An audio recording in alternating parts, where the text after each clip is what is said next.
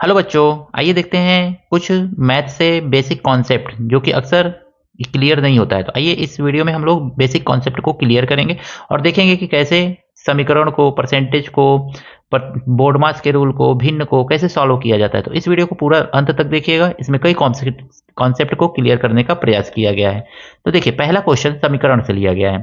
समीकरण को हम कैसे सॉल्व करते हैं, तो इसको एकदम बेसिक रूल से देखेंगे। देखिए, अगर में हमारे पास क्या है, 2x plus 7y equal to x plus 13 दिया हुआ है, इसको कैसे सॉल्व करेंगे।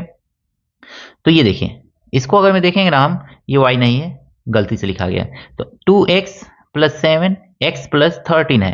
तो अब हम देखेंगे ना, तो x वाले टर्म को x की तरफ करते हैं। तो सबसे पहले ये देख लीजिए ना कि जो प्लस होता है ना, प्लस को अगर मैं इक्वल के एक तरफ ले जाते हैं तो ये क्या हो जाता है, माइनस में चेंज हो जाता है। अगर मैं इधर से इधर ले जाएं या इधर से इधर लाएं तो ये प्लस जो है माइनस में चेंज हो जाता है। फिर दूसरा देखेंगे ना, माइनस को अगर मैं इक्वल के इधर उधर ले जाते हैं ना तो ये प्लस में चेंज हो जाता है, यानी कि इधर ले जा सकते हैं या इधर से उठा के इधर। तो ये दो कॉन्सेप्ट आपको क्लियर होना चाहिए इक्वेशन को सॉल्व करते समय। तो हम देखेंगे ना, एक्स वाले टर्म को एक्स की तरफ करेंगे, तो इस एक्स को उठा करके हम इधर कर लेंगे। तो लिखेंगे 2x माइनस एक्स। देखिए यहाँ पे प्लस है, प्लस छुपा हुआ है यहाँ पे, तो ये इधर जाएगा तो माइनस हो जाएगा। ये प्लस है, ये इधर जाएगा तो क्या हो जाएगा, माइनस हो जाएगा। प्लस है तो आगे जाएगा तो माइनस होगा। तो अब देखिए, नंबर को नंबर की तरफ कर लेते हैं, 13 माइनस 7। अब बताइए, दो एक्स में से एक तो एक्स को निकालेंगे तो एक्स ही तो आएगा ना, तो एक्स आ गया। अब ध्यान से देखें, 13 में से 7 माइनस करेंगे, कितना आ जाएगा, 6 आ जाएगा। तो यही आपका आंसर है। देखिए दोस्तों, दूसरा क्वेश्चन हम लोग सॉल्व करें। चलिए कॉन्सेप्ट और अच्छी तरह से क्लियर करते हैं। तो हम जानते हैं 7x को इधर लाएंगे तो क्या हो जाएगा, यहाँ पे प्लस छुपा हुआ है, तो प्लस है तो इधर आएगा तो माइनस हो जाएगा। x को x की तरफ ही लाया जाता है, तो 9x माइनस 7x लिख सकते हैं सिंपली। इक्वल है तो इक्वल तो करेंगे ही करेंगे, 11 है तो 11 लिख लेंगे। -5 को आगे करेंगे तो हमको क्या मिलेगा, प्लस मिलेगा, प्लस 5 लिख लेंगे। क्यों, देखिए माइनस को जब हम इधर ले जाएंगे तो प्लस ही तो होगा, और माइनस को जब इधर से इधर लाएंगे तो भी प्लस होगा आपका, प्लस को इधर ले जाएंगे तो माइनस होगा। तो ये कॉन्सेप्ट आपका क्लियर होना चाहिए। तो अब देखेंगे ना, 9x माइनस 7x करेंगे, 9 में से 7 माइनस करेंगे तो 2 आएगा, और x है तो हम सिंपली x को लिख लेंगे, इज इक्वल टू 11 और 5 करेंगे तो 16 हो जाएगा। दोनों को प्लस कर लिया हमने। इतना तो क्लियर है, यहां तक कोई कंफ्यूजन नहीं है। अब देखिए यहाँ पे क्या है, 2, यहाँ पे कुछ सिंबल नहीं है तो मल्टीप्लाई का सिंबल है। याद रखिए, जब मल्टीप्लाई को हम इक्वल के आगे ले जाते हैं तो डिवाइड में चेंज हो जाता है, और जब डिवाइड को हम इक्वल के आगे ले जाते हैं तो वो किस में चेंज हो जाता है, मल्टीप्लाई में। तो ये भी कॉन्सेप्ट आपको क्लियर रखना पड़ेगा, यानी कि ये इधर जाएगा तो डिवाइड, डिवाइड इधर आएगा तो मल्टीप्लाई, डिवाइड इधर जाएगा तो मल्टीप्लाई, इधर आएगा तो डिवाइड। तो ये आपका कंसेप्ट यहां से आई होप क्लियर हो जाएगा। तो इस तरह से इसको रीअरेंज कर लेंगे। अब हमको क्या करना है, 2 को आगे ले जाना है ना, 2 क्या है, मल्टीप्लाई है तो आगे जाएगा तो डिवाइड होगा। तो डिवाइड को हम यहाँ पे क्या करेंगे, 16 के नीचे लिख देंगे 2 को। तो 2 को हमने 16 के नीचे लिख दिया। अब इसको कट करेंगे तो 8 बार में कट जाएगा ना। तो x इज इक्वल टू आपको कितना मिल गया, तो x इज इक्वल टू आपको मिल गया 8। यही आपका आंसर है। आई होप इक्वेशन के ये दोनों क्वेश्चन आपको अच्छी तरह से समझ में आए होंगे। इस दोस्तों देखते हैं बोर्ड मास पर आधारित एक क्वेश्चन कैसे सॉल्व करेंगे। तो बोर्ड मास पर आधारित क्वेश्चन को सॉल्व करने के लिए आपको मालूम होना चाहिए कि सबसे पहले हम क्या सॉल्व करते हैं, तो ब्रैकेट को सॉल्व करते हैं। ब्रैकेट के बाद क्या सॉल्व करते हैं, तो ऑफ को सॉल्व करते हैं। ऑफ के बाद डिवाइड को सॉल्व करते हैं। डिवाइड के बाद मल्टीप्लाई को सॉल्व करते हैं। मल्टीप्लाई के बाद प्लस को सॉल्व करते हैं। प्लस के बाद माइनस। ये आपको मालूम होना चाहिए। बोर्ड मास का रूल है, का को पहले काटिए ताकि पीछे 2 भाग, गुणा करो धन जोड़ दो, ऋण को दियो घटाए। तो इस रूल को आपको याद कर लेना है। अब देखेंगे ना, तो यहाँ पे इस रूल को अप्लाई करेंगे। ब्रैकेट है इस क्वेश्चन में, ब्रैकेट तो दिख नहीं रहा है, ऑफ है तो ऑफ भी नहीं दिख रहा है, यानी कि मल्टीप्लाई से शुरू हो रहा है, सॉरी डिवाइड से शुरू हो रहा है। तो डिवाइड यहाँ पे 5 से 15 में डिवाइड करना है। तो 5 से 15 में डिवाइड करने का रूल क्या है, 15 को ऊपर लिखिए, 5 को नीचे लिखिए, काट दीजिए, 5 15, 3 बार में। यानी इन दोनों को अगर मैं सॉल्व करेंगे तो हमको क्या मिलेगा, 3 मिल जाएगा। तो इधर से उतारते चले जाइए पहले, 8 प्लस 7 माइनस 3, मल्टीप्लाई, इसको डिवाइड किया तो कितना आया, 3 आया, तो 3 हो गया। अब हमको इन दोनों को डिवाइड मत सॉल्व करना है, क्योंकि देखिए डिवाइड के बाद क्या है, मल्टीप्लाई है। तो मल्टीप्लाई को सॉल्व करेंगे तो ये हो जाएगा 8 प्लस 7, अब माइनस 3 का 3 में मल्टीप्लाई करेंगे, 3 तरीके 9 हो जाएगा। अब आपको क्या करना है, मल्टीप्लाई भी हो गया, अब आपको प्लस करना है।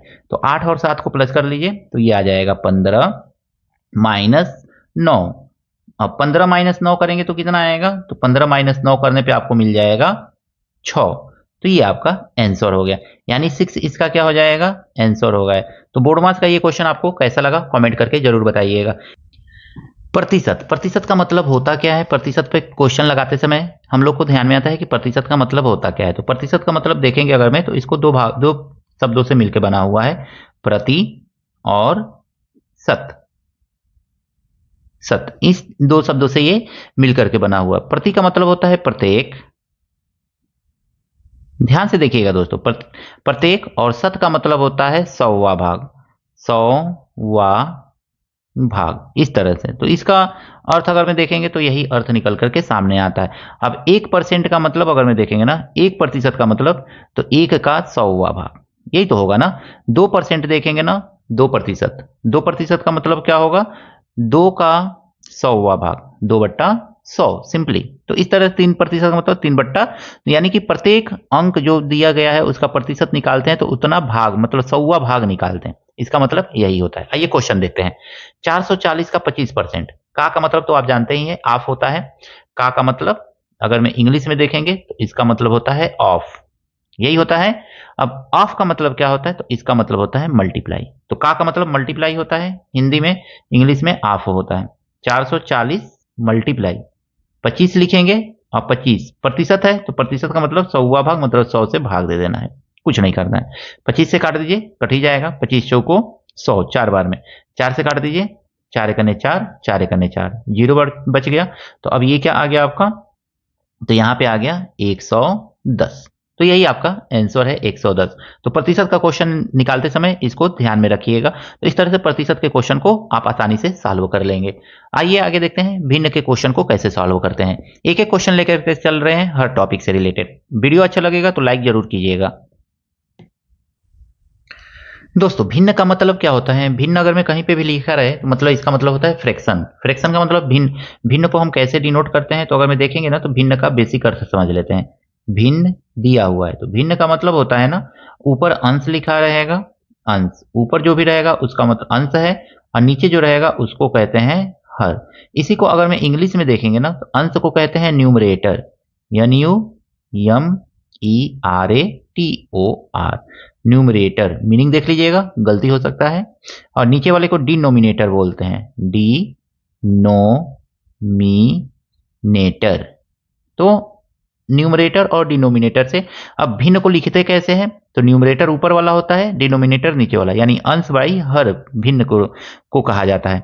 अब मान लीजिए 1/5 लिख दिया तो ये भिन्न है, 2/7 लिख दिया तो ये भी भिन्न है, 11/6 लिख दिया ये भी भिन्न है। तो भिन्न को लिखते समय ध्यान रखा जाता है, इसको अंश और हर के रूप में लिखा जाता है। तो आइए देखते हैं क्वेश्चन इसको कैसे करते हैं। देखिए दोस्तों, भिन्न के क्वेश्चन को सॉल्व करते समय ना जो हर होता है ना उसका एलसीएम निकाल जाता है। तो 5 और 3 का एलसीएम निकालेंगे तो हम जानते हैं 5 और 3 का एलसीएम क्या होगा, तो 5 और 3 का एलसीएम जो होगा 15 होगा, सिंपली आप जानते ही हैं। तो 15 एलसीएम भी निकालना हम लोग सीखेंगे, 15 होता है। अब देखेंगे 5 का टेबल, इसको तिर्यक मल्टीप्लाई कर देंगे, 3 एकन्ने 3, सीधे सीधे कर लीजिए, यहाँ पे एकदम सिंपल है। और 5 एकन्ने 5, तो 5 और 3 जोड़ेंगे तो हमको कितना मिल जाएगा, 8/15। तो यही आपका आंसर है, बस 8/15 आंसर हो गया। देखिए दोस्तों, भिन्न का प्लस हमने देखा, भिन्न का माइनस कैसे करते हैं, तो माइनस को भी सेम प्लस के जैसा ही किया जाता है। 7 और 9 का एलसीएम निकालेंगे तो कितना मिलेगा हमको, 63 मिलेगा। अब हम देखेंगे ना तो इसको तिर्यक मल्टीप्लाई कर लेंगे, 7 और 9 का एलसीएम निकालेंगे 63, 9 एकन्ने 9 तो 9 हो जाएगा ये, और 7 एकन्ने 7 तो -7 हो गया। बस इसको माइनस करके लिख दीजिए, 9 में से जिस तरह इसमें प्लस करके लिखा जाता था उसी तरह से इसमें माइनस करके लिखना है। 9 में से 7 जाएगा कितना आएगा, 2, 2/63, ये आपका आंसर हो गया। आइए देखते हैं भिन्न का गुणा और भिन्न का भाग कैसे करते हैं। देखिए दोस्तों, भिन्न का गुणा करते समय कुछ नहीं करना रहता है, एकदम सिंपल सा लॉजिक अप्लाई करिए। देखिए क्या करना रहता है आपको, 3/5 दिया हुआ है, मल्टीप्लाई 4/7 दिया हुआ है, ऐसे दे रहा है ना। तो आपको कुछ नहीं करना है, नीचे वाले से कोई ऊपर वाला कटे तो काटना है, नीचे वाले से कोई ऊपर कटे, नीचे दोनों में से किसी से भी कोई ऊपर वाला कटे काट दीजिए। नहीं कटने वाला है तो ऊपर वाले का ऊपर वाले मल्टीप्लाई कर लीजिए, 4 तिहाई 12, और नीचे का नीचे में मल्टीप्लाई, 5 सत्ते 35, बस हो गया। देखिए कितना सिंपल था। आई होप इतना सिंपल तो कोई क्वेश्चन होता ही नहीं है। अगला देखिए भिन्न का भाग। भिन्न का भाग कैसे करते हैं तो ध्यान रखिए, 3/7 जैसा है वैसा उतारेंगे। ये जो डिवाइड दिख रहा है ना, इसको मल्टीप्लाई में चेंज कर लीजिए। तो मल्टीप्लाई में हमने चेंज कर लिया, और जैसे ही ये मल्टीप्लाई में चेंज होता है ना, ये रेसिप्रोकल हो जाता है, मतलब उल्टा हो जाता है। रेसिप्रोकल होता है, उल्टा कर देते हैं इसको, मतलब नीचे का ऊपर लिख देंगे और ऊपर का नीचे लिख देंगे, कुछ नहीं करना है। अब सेम टू सेम मल्टीप्लाई जैसे किए थे वैसे ही इसको भी करना है। नीचे वाले से कोई कट रहा है तो काट दीजिए, जैसे 7 से ये 14 कट रहा है, तो 7 दूनी 14। फिर एक बार इसको सही से लिख लीजिए, 7 एकन्ने 7। तो ये क्या हो जाएगा आपका 3/1 मल्टीप्लाई 2/5, यही ना होगा। अब इसको सॉल्व करेंगे तो कितना आ जाएगा, 3 दूनी 6 और 5 एकन्ने 5। बस यही आंसर है आपका। तो आई होप ये भिन्न का गुणा और भिन्न का भाग भी आपको अच्छी तरह से समझ में आया होगा। अगर मैं दोस्तों ये सारे के सारे क्वेश्चन को बेसिक कॉन्सेप्ट के साथ हमने बताने का प्रयास किया है। अगर मैं वीडियो आपको पसंद आया है दोस्तों के साथ शेयर कीजिएगा, लाइक कीजिएगा। चैनल पर नए हैं तो चैनल को भी सब्सक्राइब जरूर कीजिएगा। इसी तरह के और भी वीडियो प्राप्त करने के लिए आप कमेंट जरूर कीजिएगा और इस चैनल को सब्सक्राइब कर लीजिएगा, ताकि आपको समय समय पर वीडियो मिलता रहे। मिलते हैं नेक्स्ट वीडियो में कुछ इसी तरह के नए प्रश्नों के साथ। Thank you, best of luck.